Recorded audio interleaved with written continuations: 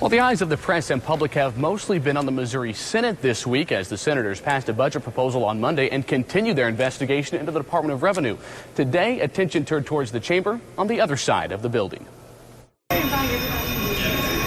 It was a big day in the Missouri House. From an impromptu visit from former St. Louis Rams and Kansas City Chiefs head coach Dick Vermeil. It's always exciting for me to be in a room with leaders.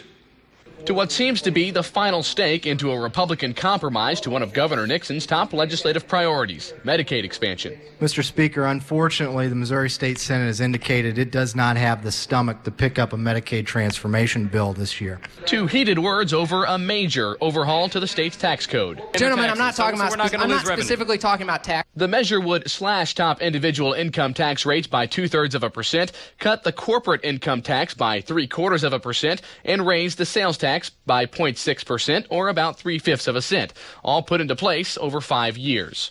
Republicans supporting the measure say Missouri needs to overhaul its tax policy to stay competitive with other states. This bill will move our state forward.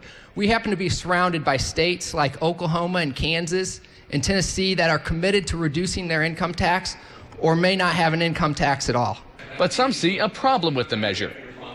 Legislative researchers have estimated the proposal could leave a nearly $500 million hole in the state budget by the time the plan is fully implemented in 2019. We'll never get that money back. Even if we decide later on we've made a mistake because of the Hancock, that money is gone. Some Republicans joined Democrats in voting no for the bill, but the legislation passed the chamber and heads back to the Senate by a vote of 90-68. Now, since this bill began back in the Senate, senators can either accept the House's changes and send the bill to the governor, or senators can ask the House members to go to conference on the bill and try to work out their differences there. Reporting live at the state capitol, Matt Evans, KOMU 8 News.